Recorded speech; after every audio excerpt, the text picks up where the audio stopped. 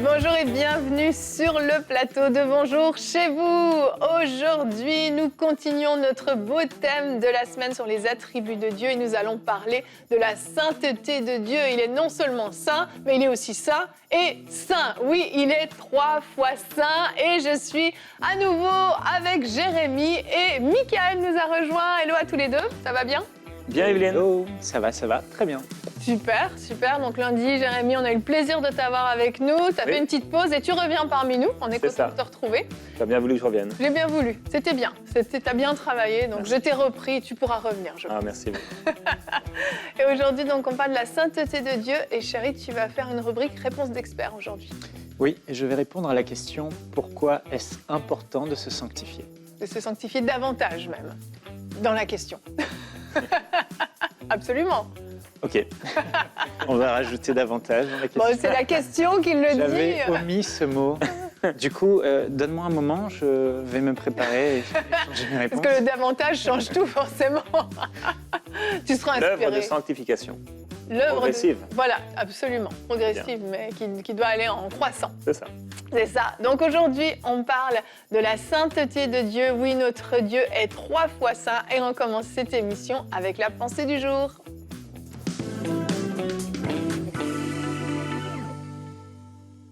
Quelle chose extraordinaire d'avoir un Dieu qui est 3 fois saint.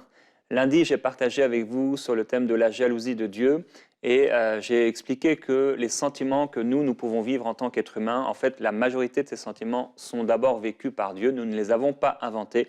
À part ceux qui sont nés de la chute, comme la honte, la peur, que Dieu ne connaît pas, la majorité des sentiments que nous vivons, Dieu les expérimente aussi.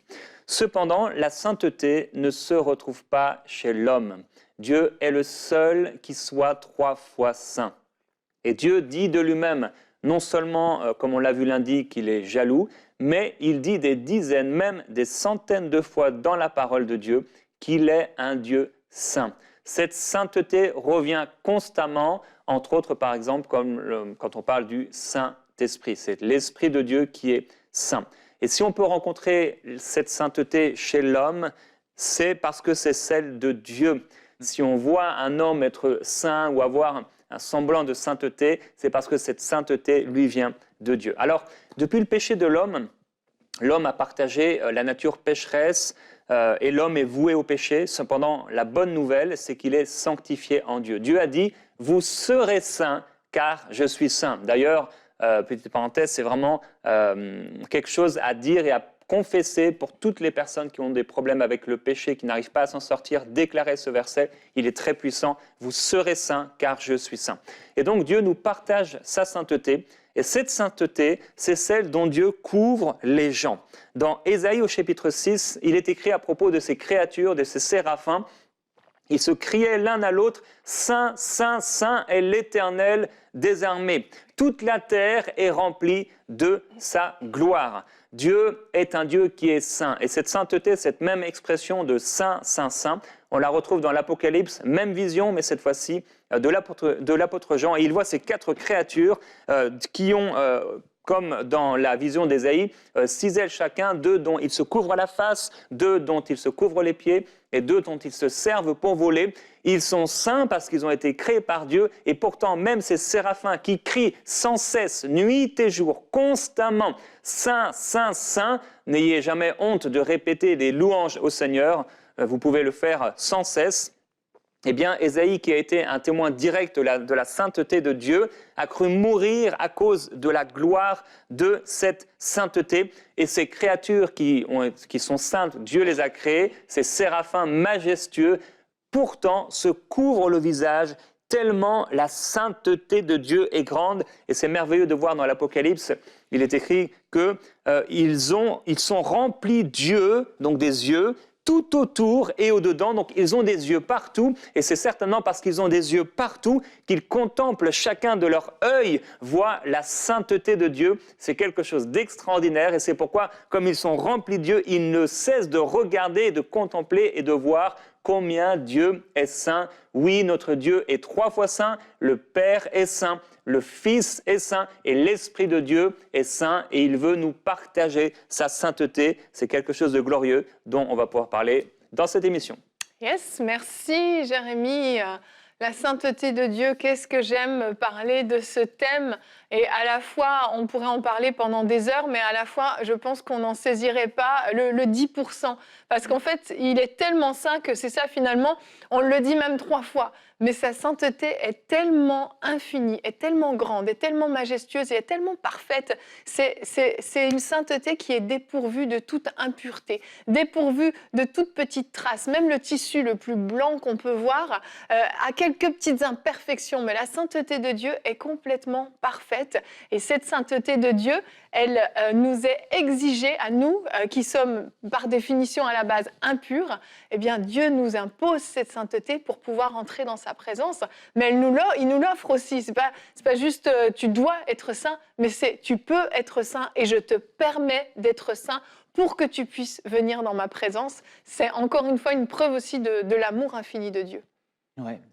Ouais, et les gens peuvent s'éloigner un peu du Seigneur parce qu'en fait, ils réalisent combien ils sont pécheurs et malsains.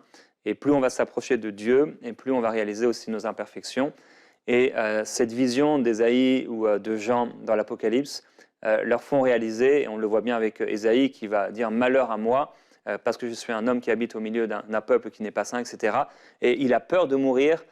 Ça crée en lui la conscience du péché. Quand Dieu se révèle à nous, on a conscience de notre péché, on a comme une peur qui vient, on réalise tout à coup notre état spirituel, et c'est ça qui fait aussi que les séraphins, bien qu'ils n'aient pas péché, se couvrent la face, c'est que ça crée une révérence, une crainte respectueuse de Dieu, devant sa glorieuse présence, qui est extraordinaire. Et si on se dit, si les séraphins se sentent indignes devant Dieu, à combien plus forte raison, nous qui avons péché, comment on devrait ressentir une crainte par rapport devant la sainteté de Dieu, bien qu'il nous ait sanctifiés. En effet, la sainteté de Dieu, c'est quelque chose d'extraordinaire, de sublime, de merveilleux, de glorieux en Dieu. C'est quelque chose qui dépasse, comme tu l'as dit, complètement tout ce que nous pouvons imaginer. C'est une sainteté inaccessible, même s'il peut nous la partager, si on peut en être impacté, si elle peut parfois nous effleurer, ou on peut sentir un peu cette sainteté ou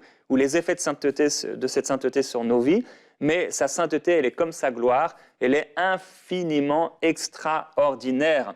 Et donc, si les séraphins se tiennent devant Dieu et se couvrent ainsi, on devrait nous aussi faire attention de la façon avec laquelle on se présente devant Dieu pour ne jamais se présenter devant le Seigneur avec désinvolture.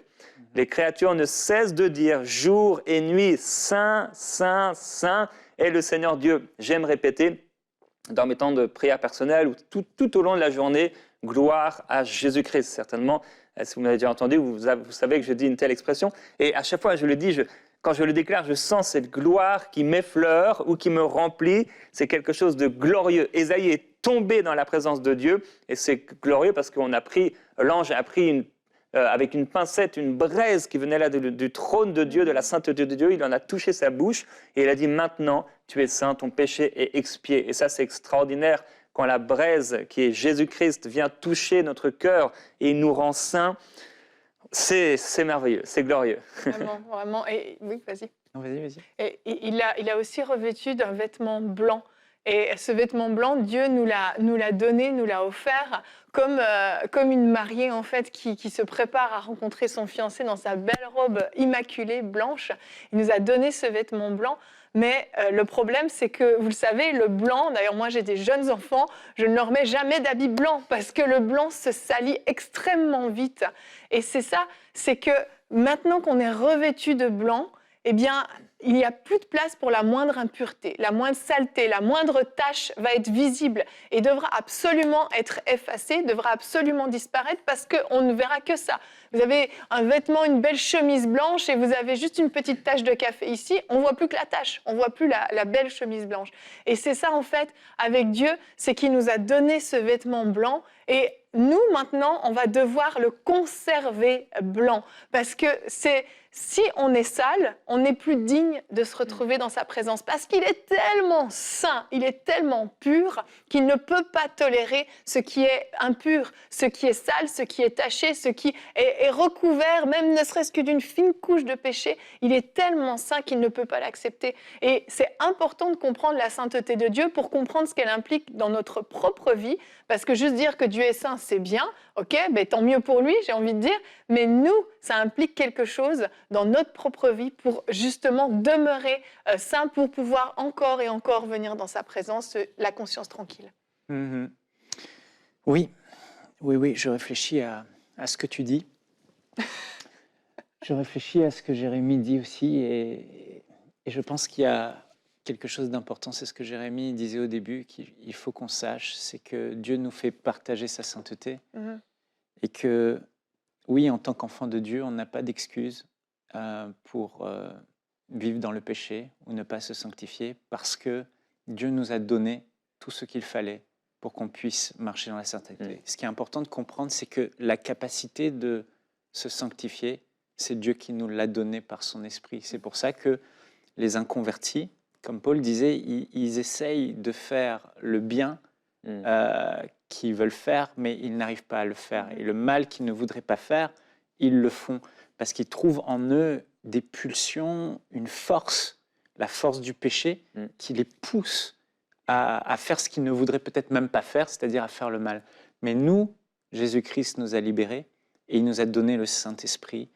Et si vraiment on veut vivre une vie de sanctification, on n'a pas d'autre choix de ne pas y aller avec nos propres forces. Ce que Dieu nous demande, c'est de vouloir. De vouloir. Ce qu'il nous demande, c'est de décider de renoncer à. Mais il ne nous demande pas d'avoir la capacité de marcher dans la sainteté, parce qu'il sait que c'est impossible, comme Jérémie l'a dit. C'est lui qui nous le partage. Il dit « Je mettrai mon esprit en vous et je ferai en sorte que vous obéissez à mes commandements, à mes ordonnances. » Et c'est la présence du Saint-Esprit. Donc, peut-être il y a plusieurs qui nous écoutent et qui disent « Oui, ben c'est beau, Dieu est saint et c'est clair que sa sainteté est tellement énorme. Moi, je voudrais aller plus loin dans la sainteté, mais comment faire ?» En réalité, dès lors qu'on essaiera de fixer nos regards sur « Ok, il faut que je devienne saint, je dois devenir saint, je vais devenir saint, je vais faire des efforts », ça ne marchera pas, ça ne marchera jamais, c'est que des efforts vains, c'est impossible. Mais si quelqu'un désire se sanctifier et va dans une communion intime avec Dieu, va dans la parole de Dieu, mène une vie de consécration, de contemplation du Seigneur, de le regarder, de passer du temps avec lui, d'aimer Jésus-Christ, naturellement, l'œuvre de l'Esprit va agir en lui et il va aller de gloire en gloire. C'est pour ça que Paul dit que tout votre être, l'esprit, l'âme et le corps soient conservés irréprochables jusqu'au retour du Seigneur.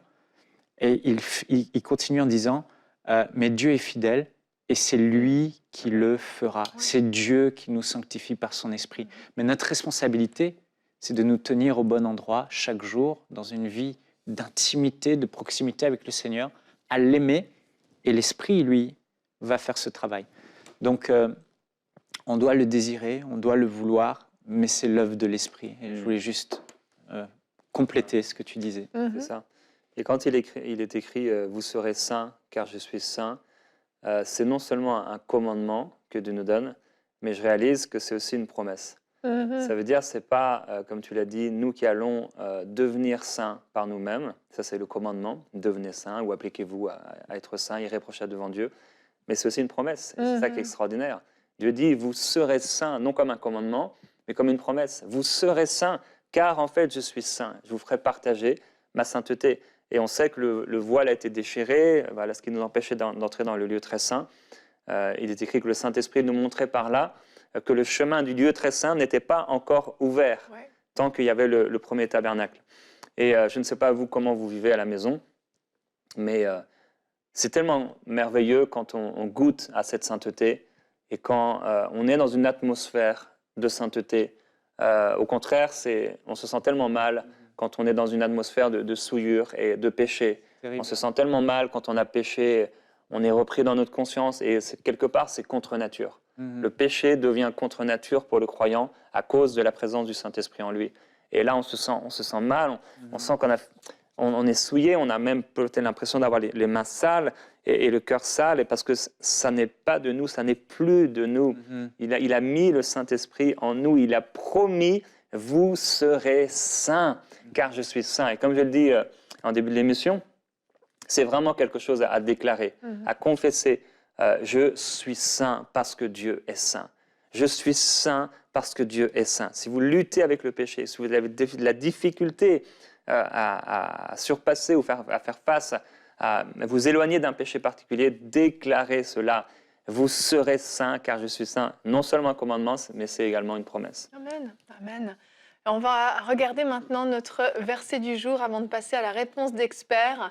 Aujourd'hui, notre verset est dans Exode 3 au verset 5. Dieu lui dit à Moïse, « N'approche pas d'ici, enlève tes sandales, car le lieu où tu te tiens est un lieu sacré. » Parce que dans la présence de Dieu, c'est ça, l'atmosphère est sainte et sanctifiée. Et comme on le disait depuis le début, quand on s'approche de Dieu, eh bien là, il lui a demandé d'enlever ses sandales. Et il lui a demandé en fait de se sanctifier. Et ça nous permet de faire une belle transition avec notre rubrique Réponse d'experts.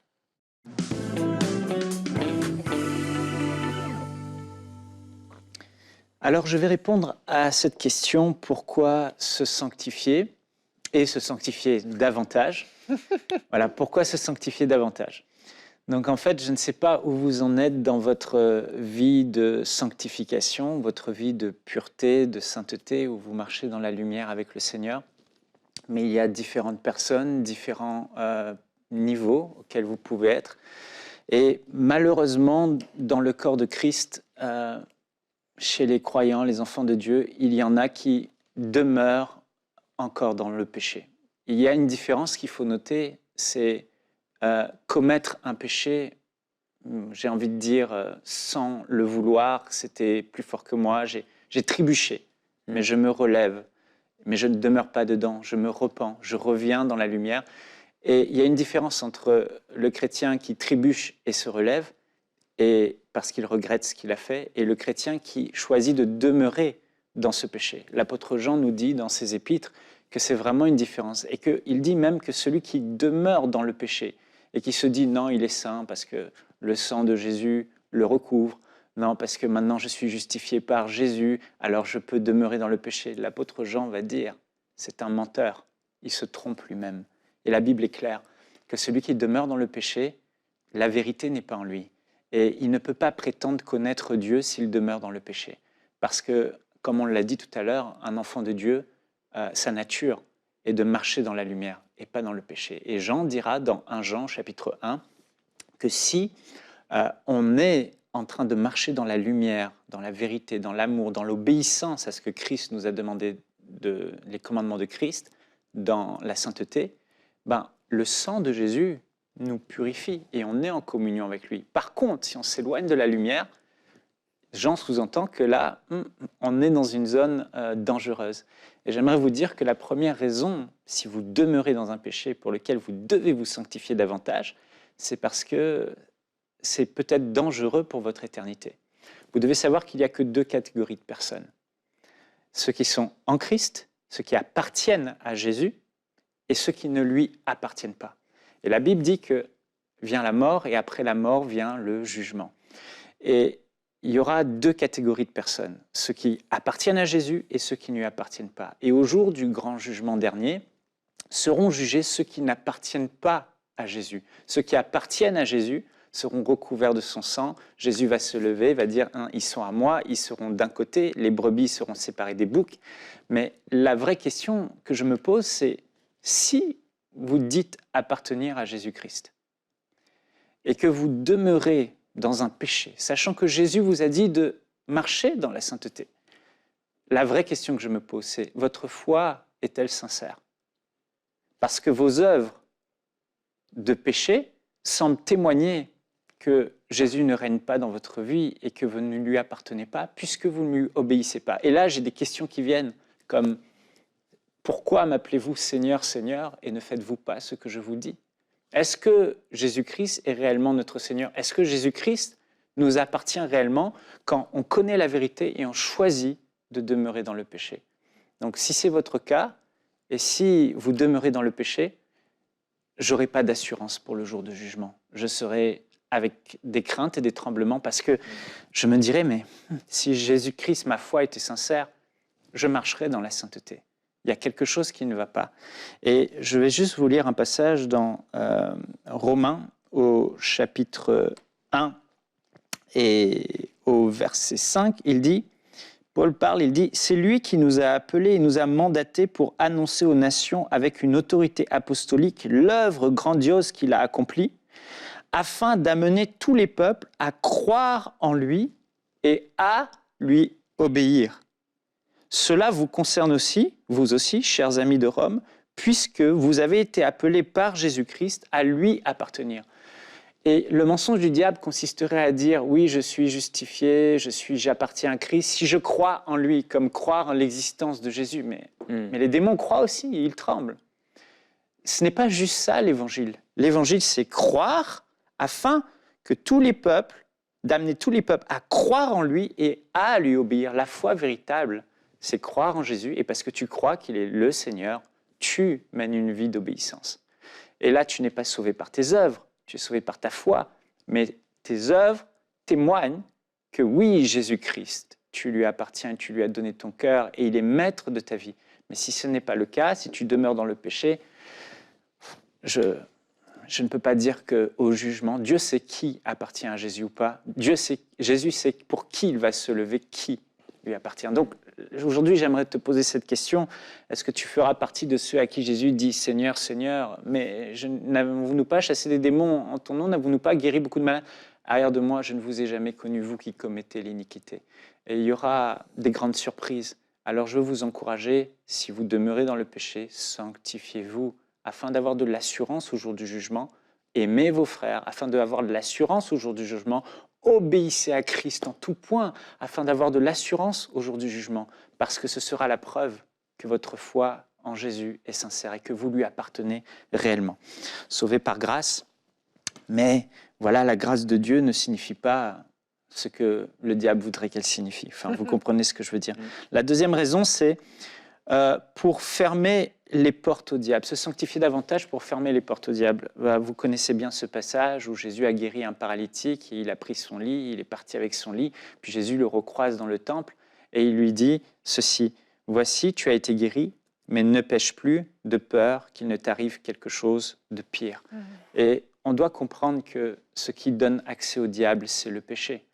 Et voilà, il faut se sanctifier davantage si vous ne voulez pas donner accès, ouvrir les portes au diable et voir le diable et sa malédiction frapper votre vie, la maladie, la souffrance et toutes les œuvres des ténèbres. Comme Jérémie le disait, il y a une odeur au péché, ça, on la sent spirituellement. Les ténèbres, c'est horrible. Et si vous sentez cette odeur de ténèbres, vous palpez les ténèbres dans votre vie, et mettez votre vie en règle, repentez-vous, sanctifiez-vous, afin que toute porte soit fermée à l'ennemi dans votre vie. Parce que quelque chose de grave pourrait vous arriver, parce que le diable a des prises et des accès à votre vie. Et le troisième point, là, c'est pour ceux qui ne demeurent pas dans le péché, mais ils veulent se sanctifier davantage. Pourquoi? Et c'est ce dont Yveline parlait tout à l'heure, c'est qu'il y a un degré de la présence de Dieu, de la manifestation de la gloire de Dieu, de la manifestation des rémas, des révélations, où Dieu en fait devient de plus en plus tangible, et plus Dieu se manifeste de manière tangible et réelle à vous, dans l'intimité, dans les temps que vous avez avec lui, dans la manifestation de son onction, plus le Saint-Esprit va exiger une vie exemplaire, de sainteté exemplaire. Regardez par exemple Ananias et Saphira. Il y avait une telle manifestation de la gloire de Dieu qu'ils ont menti devant Pierre et ils sont morts tous les deux sur le coup pour un demi-mensonge, j'ai envie de dire. Et aujourd'hui, dans l'Église, parfois les chrétiens peuvent mentir ou certains peuvent mentir et il n'y a pas cette conséquence du jugement. Mais pourquoi? Parce que ce n'était pas le même niveau de manifestation de gloire. Mais si vous verrez la gloire de Dieu venir dans un lieu et remplir un lieu et se manifester, où Dieu réellement se manifester d'une manière forte et tangible à vous, là, la sainteté est une exigence. Et Dieu va vous demander de vous sanctifier, de vous préparer pour ce moment de la rencontre. Mm. Et j'aimerais vous dire, si vous avez une vie clean, mais vous voulez aller plus loin dans la manifestation de la gloire, de la présence, de la révélation et de toutes les œuvres du Saint-Esprit de manière tangible dans votre vie, vous n'aurez pas d'autre choix que d'aller plus loin dans votre sanctification, que de votre bouche ne sortent plus des paroles mauvaises, que de votre cœur, il y ait plus de pensées mauvaises. Et c'est possible d'arriver à ressembler à Jésus et d'imiter à Jésus de plus en plus, de tendre vers lui et de se dire même, ouais, ma vie elle est à un autre niveau de sanctification et je me sens vraiment plus proche encore à l'image de Christ dans la sainteté. Et si vous voulez vivre cela, comme Moïse vivait une expérience avec Dieu, et je finis avec ce point, il était en relation avec Dieu, mais la voix de Dieu n'était pas audible, détaillée, tangible. Mais tout à coup, Dieu va vouloir se révéler à lui dans une toute autre nouvelle dimension, visible, palpable, où sa voix est claire et tangible. Et c'est possible et c'est accessible à ceux qui, justement, veulent aller loin dans la sainteté et la sanctification de leur vie. Et Moïse, Dieu va le faire rentrer dans cette dimension-là et il va se révéler à lui dans un buisson ardent. Et il dit, « Ne t'approche pas d'ici, ôte tes souliers de tes pieds, car ce lieu est une terre sainte. » Et on comprend que pour accéder à cette dimension de proximité et de manifestation tangible de la gloire de Dieu dans nos vies, il y a un protocole strict de sanctification. Ôte tes souliers, même les souliers sales ne sont pas acceptés. Donc toute saleté dans nos vies, toute impureté, comme Yveline disait, et elle faisait référence à ça, c'est cette rencontre tangible avec la présence tangible et réelle et profonde de Dieu. Et c'est ce face-à-face avec Dieu, il est possible. Et on peut aller de gloire en gloire dans cette intimité. Mais il faut aller plus loin dans la sanctification. Alors voilà, en résumé, dépendamment du niveau où vous êtes, sanctifiez-vous premier au plus bas pour avoir de l'assurance au jour du jugement et ne pas être condamné, pour être réellement sûr que vous appartenez à Christ. Deuxièmement, fermez la porte au diable. Et troisièmement, pour vivre plus de la présence de Dieu et de la manifestation de sa présence dans votre vie.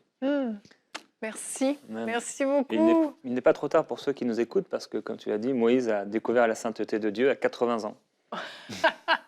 Effectivement. Mieux la découvrir avant. Mais Vaut mieux avant, mais il n'est pas trop tard. c'est un bon point. Il n'est pas trop tard. Si certains ont été peut-être repris dans leur conscience pendant cette émission, comme le dit Jérémie, il n'est pas trop tard. Vous pouvez encore décider de faire demi-tour et d'entrer dans cette atmosphère sainte de Dieu pour pouvoir vous connecter à lui, pour pouvoir vivre des temps forts dans sa présence, aller encore plus loin. On vous encourage à pouvoir, vous sanctifier davantage avec cette motivation de pouvoir aller davantage dans la présence de Dieu, pouvoir vivre des temps encore plus exceptionnels dans la présence de Dieu, recevoir des révélations encore nouvelles et avoir un cœur à cœur encore plus intime avec le Seigneur. Merci messieurs pour cette émission très édifiante. Je vous l'avais dit, c'est un bon thème, la sainteté de Dieu. On va se retrouver demain et on continue. Demain, on parle de la bonté de Dieu. Seigneur, traite-moi selon ta bonté. Et nous aurons une rubrique C'est mon histoire. Vous le savez, Franck Alexandre était avec nous il y a quelques temps. Eh bien, il nous a raconté les miracles qu'il a vécus au Sri Lanka il y a quelques années. Vous allez voir que Dieu s'est servi de lui avec puissance. Un très beau C'est mon histoire qu'on découvrira tous ensemble demain. Alors, je vous dis à demain et bonjour chez vous.